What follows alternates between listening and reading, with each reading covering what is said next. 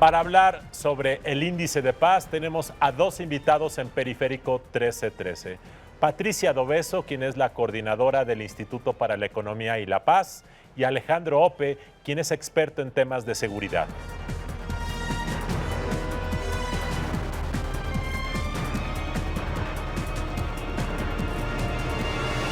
Gracias, Pati. Gracias, Alejandro, por estar. Hoy vamos a platicar del tema de la paz.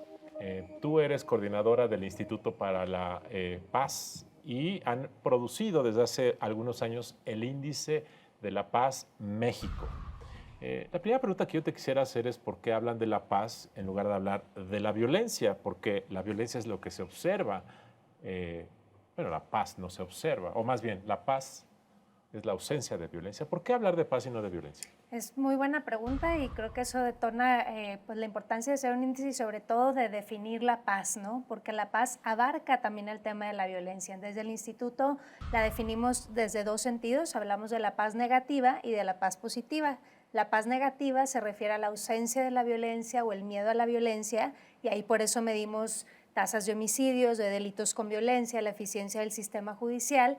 Pero cuando hablamos de paz positiva, hablamos de los temas de fondo, ¿no? De las condiciones, libertades, derechos que deberíamos de gozar los ciudadanos y que realmente garantizan que la paz sea sostenible. Entonces, respondiendo a tu pregunta, la paz abarca el tema de la violencia, pero nos reta también a hablar de los cambios de fondo que realmente necesitamos ver en el país. O sea, si tú ves paz negativa y paz positiva, lo que estás diciendo es que ustedes lo que en el fondo están haciendo es decir, tenemos que combatir en el corto plazo los males de la paz negativa, pero lo que le da viabilidad a un país y bienestar es los atributos o la potencialización de la paz positiva. Así es. De hecho, nuestros mayores retos están en la paz positiva en México más que en la paz negativa. Ahora entremos a la coyuntura. Alejandro es un experto que ha escrito durante muchos años y ha trabajado en el tema de la paz negativa. Me gustaría que nos dijeras cuáles son los principales hallazgos del índice 2016 en paz negativa. Sí, pues los principales hallazgos cuando hablamos ya de una tendencia, porque el índice precisamente ve los últimos 13 años en el país lo que ha sucedido, pues obviamente veníamos de buenos niveles competitivos en temas de paz en el 2003, a partir del 2007, 2008, 2009 empezamos a ver que la tendencia empieza a la baja, empezamos obviamente por la guerra contra las drogas en el país a decaer en niveles de paz, pero a partir del 2011 empiezan a recuperarse las cosas, ¿no? Baja la tasa de homicidios, sin embargo, en el último año esa mejora se estanca, es del 0.3%, lo cual quiere decir casi nada. Los homicidios volvieron a subir un 6% en el último año y vemos que algunos estados se han recuperado rápidamente o en los últimos 2 o 3 años como Nuevo León, Chihuahua, Durango y por otro lado estados como Baja California Sur, Querétaro, Guanajuato han caído rápidamente en el índice. ¿Los hallazgos del índice de paz 2016 son coincidentes con lo que tú has analizado, Alejandro? En términos de tendencia, sin duda, Luis Carlos. Hay un pico de violencia entre 2008 y 2011. Digamos, para poner en términos absolutos, nos vamos de 9,000 homicidios a 27,000, ¿no? Y nos vamos en una tasa de 8 a 24, ¿no? Se triplican el número de homicidios en ese periodo y luego empiezan a decaer a menor ritmo, valga la aclaración. La tasa cae hasta 16.6 por 100,000 habitantes para el 2014. Y en efecto hay un rebote, todavía no sabemos de cuánto, porque todavía no salen los datos de INEGI, esos se esperan para este mes, los datos de 2015, pero todo indica, y la información del secretario ejecutivo del Sistema Nacional de Seguridad Pública apuntan a un incremento importante del número de homicidios en 2015. Es decir, en 2011 fue el pico y empezó a bajar a partir de 2011. Pero en términos absolutos, esto lo ponemos en términos absolutos, los 2014 es más alto que todos los años previos a 2010. Ok, en términos absolutos. En términos absolutos, sí. Ok. Ahora, tu índice dice que hay un repunte en el último año y que por lo tanto no sabemos si es una tendencia o es algo que vaya a seguir siendo. ¿Tú qué crees? ¿Es una tendencia? Sin duda. ¿Y por qué es una tendencia? Mira, déjame plantearte los números que vemos ya en 2016. ¿no? En 2016 traemos en los primeros 5 meses del año, tenemos datos hasta mayo, traemos un incremento de casi 14% en el número de víctimas de homicidio con respecto al mismo periodo del año previo, ¿no? Y 14%, y la tendencia ha sido creciente. Sí. Nos fuimos, en enero teníamos un promedio de más o menos 50 homicidios diarios, 50 víctimas de homicidio diario. Para mayo tenemos 62. ¿No? Entonces, sí hay una escalada. En algunos casos, en algunos estados ha sido dramática. Pati, ustedes evalúan el impacto económico de este y de otro tipo de delitos y dicen que es de 2.12 billones de pesos. La verdad es que estas cantidades nadie las entiende, no sabemos qué significan y si dices qué porcentaje del PIB tampoco es muy asequible para la gente.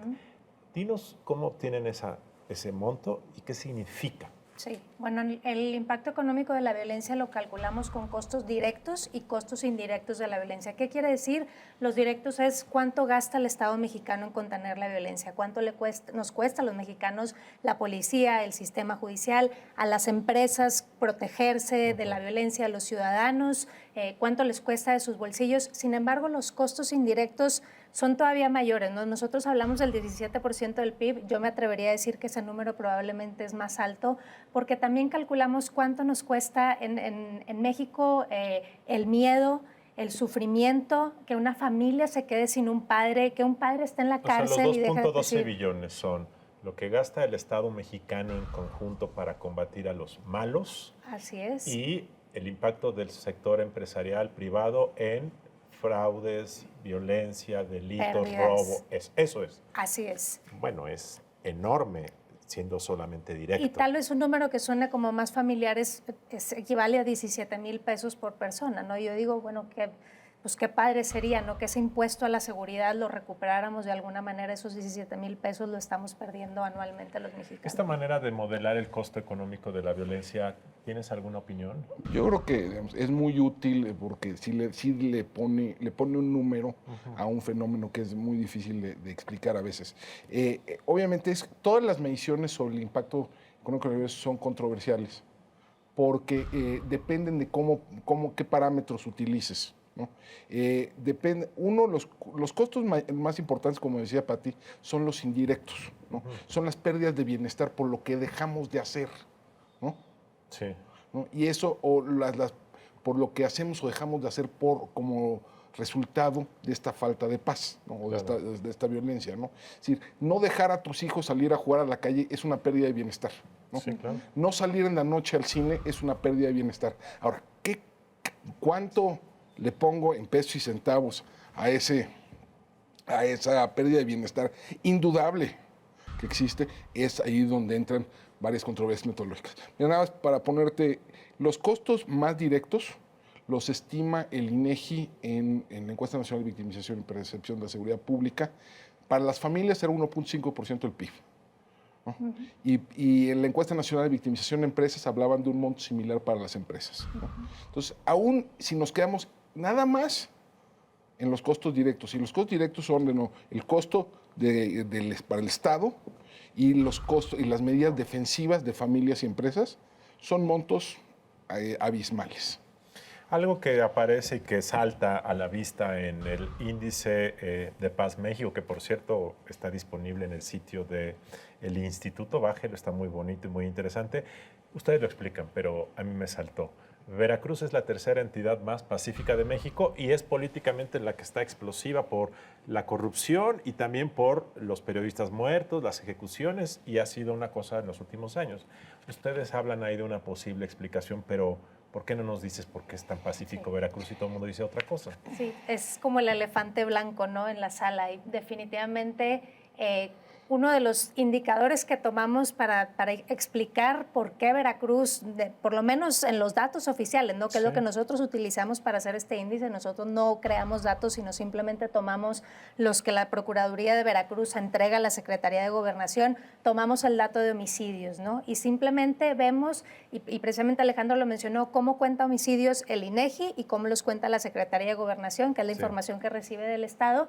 Pero también no hay un fenómeno de que de repente es como tu hijo, o tu esposa, tu novio, de que de repente se porta mal una temporada, entonces ya por definición siempre se va a portar mal. Me refiero a lo siguiente, la gente sigue diciendo que hay mucha violencia, aunque haya venido reduciéndose en algunos lugares del país. ¿No también será una tendencia a exagerar el fenómeno a pesar de que ya es menor en algunos lugares, incluido Veracruz? Mira, si es menor en algunos lugares, yo creo que de eso nadie tiene duda, ¿no?